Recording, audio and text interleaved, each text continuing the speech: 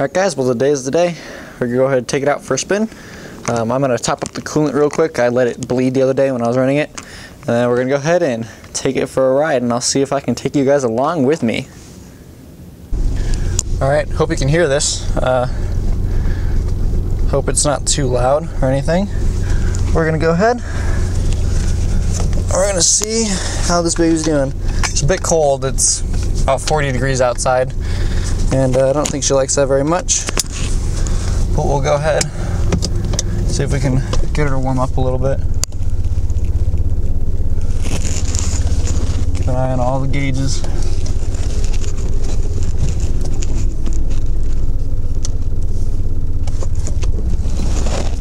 And I apologize, my camera has a limit of 10 minutes for recording, so I'll have to check back and always kind of watch out, see how it's doing. I apologize if I kind of skip a few minutes or something because I forgot.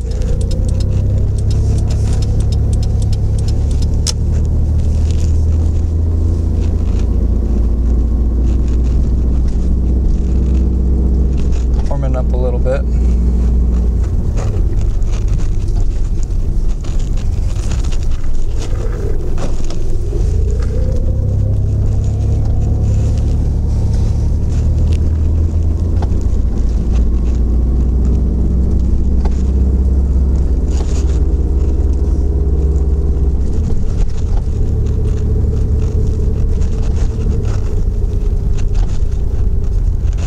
Still being a bit slow, sluggish, kind of like the injectors are still a bit clogged. So that's why we're out here trying to run those out, clean them out a little bit.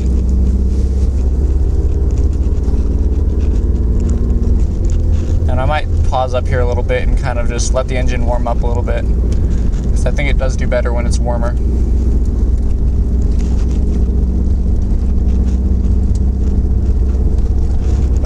I know it's doing a lot better than the last time I drove it, so that's an improvement.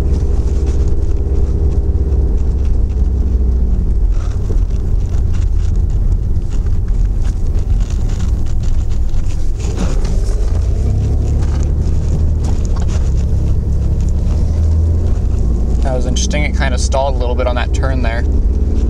Oh, and it might have been that maybe I don't have enough gas in there and it kind of sucked a bit of air up. I don't know. She is doing a little bit better. I can feel it.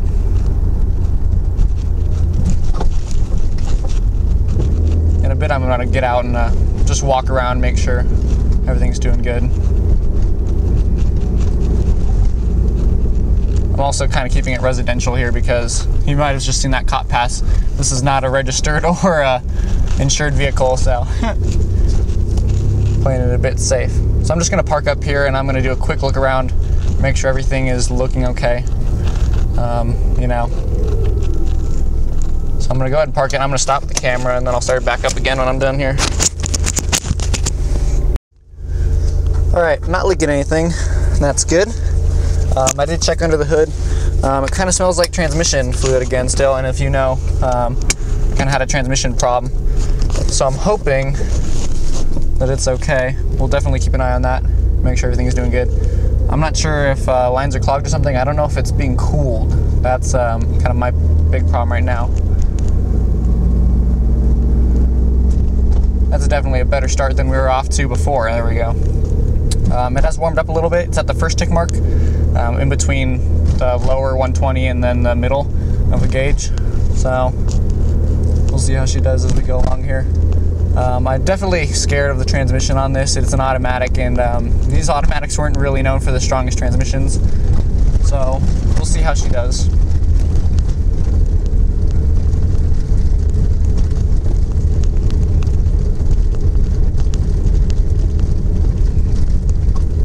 I definitely don't want it to be like last time where I kind of sit in a parking lot and it's just like steaming some transmission fluid out. It's not exactly my preferred scenario. So hopefully as she warms up a little bit, she'll be doing better. And right now I do not have overdrive on, so it is only using 3 gears. Of course, this is residential, so It's not too big of a problem. Go ahead, slow down here. All right.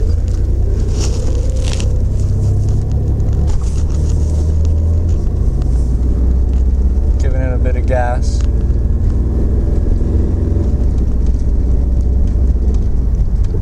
Did a bit better than the first time I did that. As always, guys, the next couple things that I need to check on this are compression. If it's not getting compression, then I'll just probably look for a new engine or a new car at that point. I'm really hoping it's not that. The owner before me said he had the engine replaced. I believe he got it from a U-Pullet though, so it's not a brand new engine, of course. We'll never, I have to check compression.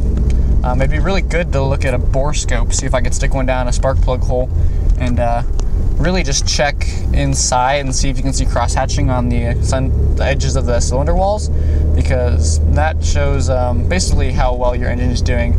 If those cross-hatches are kind of scraped off, then you know that your engine's kind of wearing out a little bit.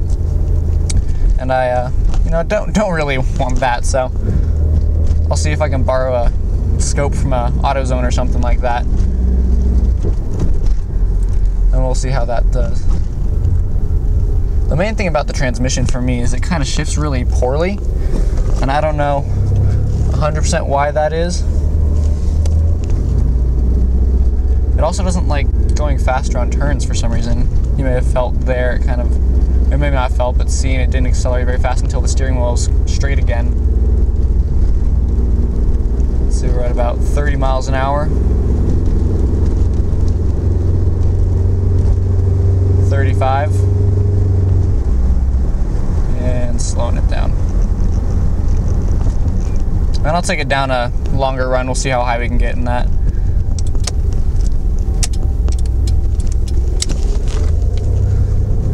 Blinkers are kind of a little messed up. Oh, you see you did it there again, where it didn't like when you turn. And that's an interesting thing. I don't know why turning would affect anything. Unless the power steering pump is slipping or something like that on the line, which doesn't really make sense.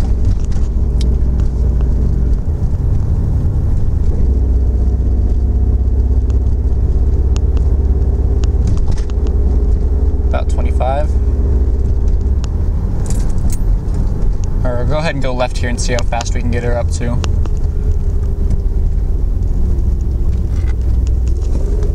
I'm gonna kind of turn it and then I'll floor it as we go straight. And flooring it. We'll see how high it'll go.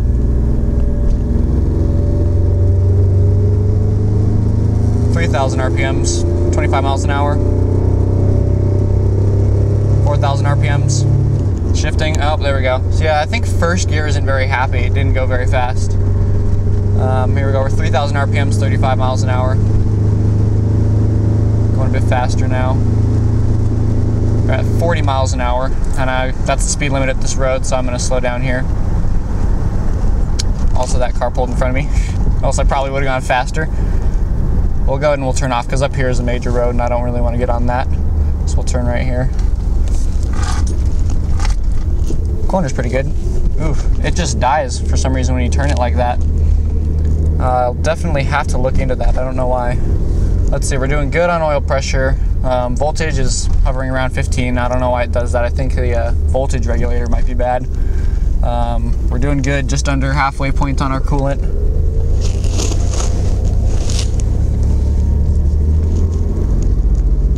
Yeah, this first gear isn't feeling very strong. It might need to replace the clutch packs or something in it. Let's go ahead, I'm gonna shift it into the second gear and we'll see how well we can start off with that.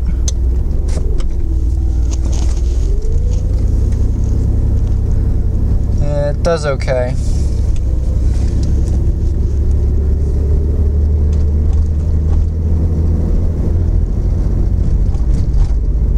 All right, we'll go back down this stretch.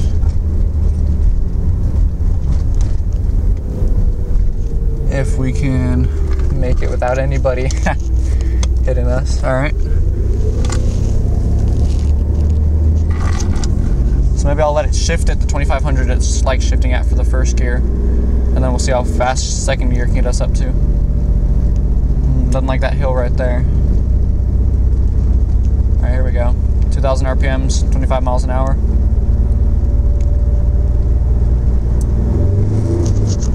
Tried shifting up there, didn't really like that. One thing about these is if you push the pedal all the way to the floor, there's a downshift, I don't know, solenoid or whatever, and you can hear it actually click. And when you hear that click, it'll actually downshift your transmission for you, on these automatics, of course.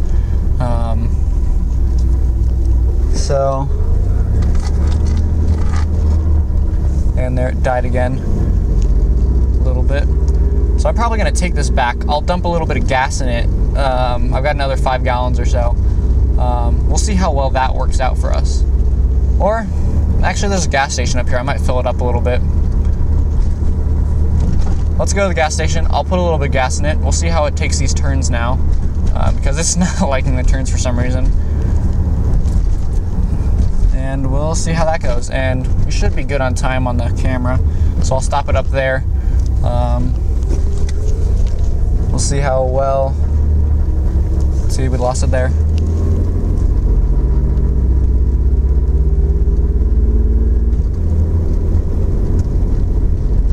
I'm also going to do a quick look around and just check and make sure everything's doing okay when we park up here. I hate when there's cars behind me because I don't know if I can accelerate fast enough in here. So we'll see. Go ahead and pull her up to the gas station up here. She's just up the corner. And I'll give you a look around. I'll pull the camera out and we'll look around it. I'll turn it off just because I don't, if anything's leaking or anything, I don't want anything to fall out or spill. So I'm gonna go ahead. We'll pull in over here.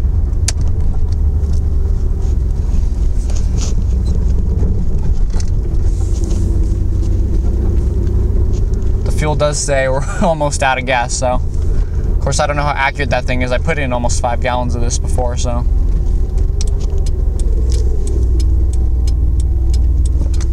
it really sucked to just run out of fuel right here, right next to the station.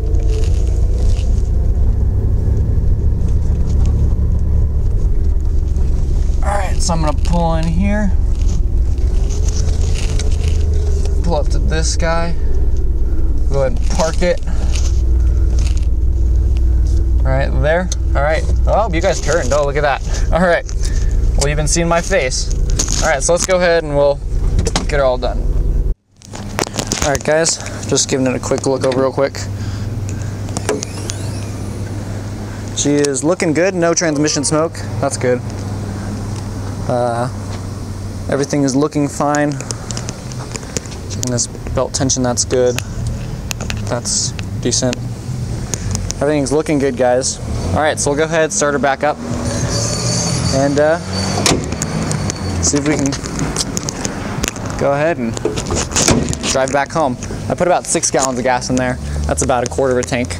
This is a 19-gallon tank, so go ahead and do that. I'm gonna stop this real quick while I stick it in. All right, let's see if we can focus it. There we go. All right, guys, went ahead, filled up. Stick it in here, and we'll keep going.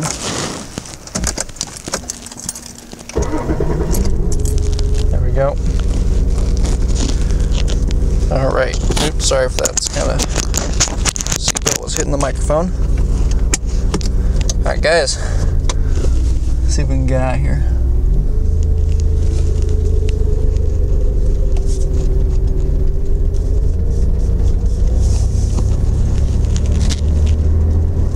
If you may have noticed, my headlights popped up, and I popped them up the other day because there's a mess up on the circuit for whatever that is, and it keeps the lights on, so I have a switch for it so I can turn them on and off. And so I turned the switch on, I popped them up the other day, and they now refuse to go back down, so we'll have to troubleshoot that a little bit. But I checked around, we weren't leaking anything, so that is definitely good. We'll see if we can open her up a little bit on here.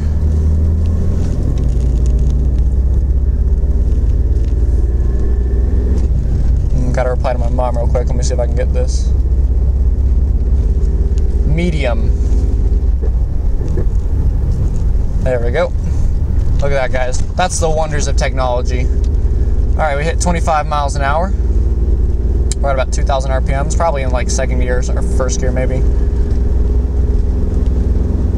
It's definitely doing a lot better than the first time, guys. I am definitely happy about that.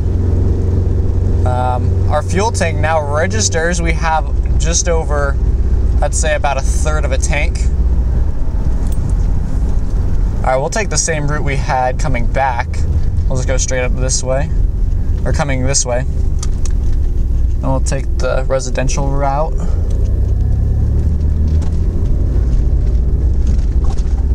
So one thing that I'm really planning on for this, guys, is I want to black it out and everything. So I'm going to be doing some tinting on the windows, and I think that's going to be really cool. I'm going to make them really dark. Not the front, of course, because you guys see out of that. But I think it'll be really cool being able to tint all the windows. I'm going to black out the side like illuminator lights that you have.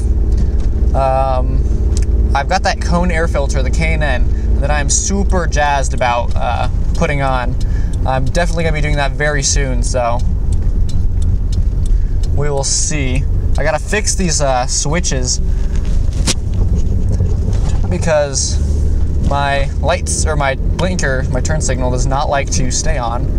It's kind of like you push it too far and it almost gets off the contacts or whatever. You have to push it back slightly when it clicks, for both directions. And like I was saying, that light switch circuit, I believe that's the problem, is that it's in there somewhere. So definitely have to check that out. I want to go ahead and redo all the hoses. I know that there are some emissions hoses in the engine that are kind of starting to crack, and those need to be replaced. And I bought some stuff, and I bought 3mm inner diameter, and it needs 4mm inner diameter. So I'll have to get some more of that. And I haven't been able to find any that's like a good price, you know? It's like 10 feet for like 15 bucks, and that doesn't really suit my savvy when it's when I need like 2 or 3 of those, and you're talking about like $45 worth of hoses. But you know, it's all part of the car. This is a 32-year-old car right now or something like that. Yeah, so you know, it's all part of it. We'll see what happens. I definitely think that cone air filter will help on the high end as we get faster and faster. Just because for some reason they built it so small, the air intake. It's like a 1-inch diameter hole, and I really don't know why they did that. So we'll definitely switch that out. I'll probably either do it today or tomorrow, honestly, before I go back to school.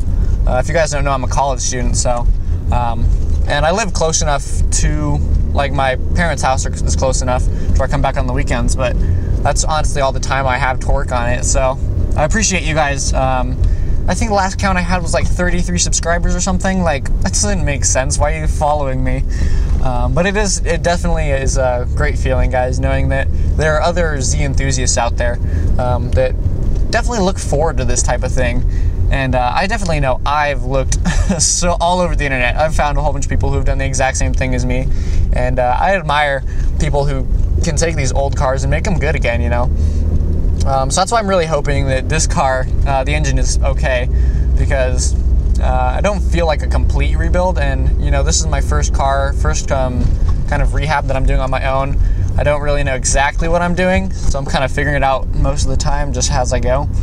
But I definitely feel like it's been a great learning experience. Even if I do end up having to sell it because it needs a new engine, I think I'll definitely get another Z sometime. You know, like, top of the line, I would totally want a 370 or a 350, just because those things are amazing, you know? Like, 3.7 liter naturally aspirated, and they put out so much horsepower still. But also, man, the 240, 260, and 280s, I love the body style. There's just something about them. They just seem like small little coupes that are just so much fun to drive. And I definitely want my next car to be a manual, as much as I like automatic because you don't have to do anything. It's definitely so much fun driving a manual. And, you know, skidding out, the first time you're driving, you like accidentally put too much gas and you just, you know, completely burn out. That's so much fun, you know? But, you know, I think it's gonna be think it's going to be a good experience no matter what happens with this car. I've got about another 5 minutes or so that I can go ahead and drive around. I've got an appointment for my other car. I've got a recall on it, so I got to get back to that. But hey, this car doesn't have that many recalls. Although there is one for the fuel injectors, and so I kind of want to talk to the guys at Nissan and be like, hey, give me new fuel injectors, because that'll probably fix whatever problem here where these are all clogged up and everything. And that would be great, you know, being able to get just new injectors on Nissan's dime. Fixing up this car, it would make it amazing. Of course, I don't know if I could drive it there, but we'll definitely get onto the straight up here. We'll see how well it's doing, because the more I drive it, the faster it gets, the more I can feel it, really. I can feel it gaining power as we go. So I'm definitely going to be doing a couple drives. I got one more drive scheduled with my friend today. He was actually, he was there when I went and first saw this car out in the middle of pretty much the edge of town. There's like desert all around. I live in New Mexico, guys, so there's desert everywhere. But this was like right on the edge of town, and it was super sketchy.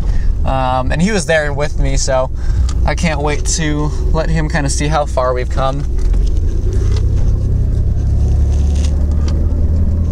All right, still accelerates on the turns. That's good.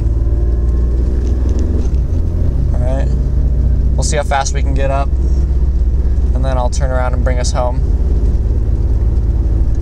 We're at 2,500 RPMs, 30, 35, just under 3,000 RPMs, 40 miles an hour. And we're not gaining RPMs, but we're gaining a little bit of speed, so I don't know, that might be maxed out for all of us right now. We got up to about 43, 44 miles an hour, guys. So definitely a lot better than the first time I did this.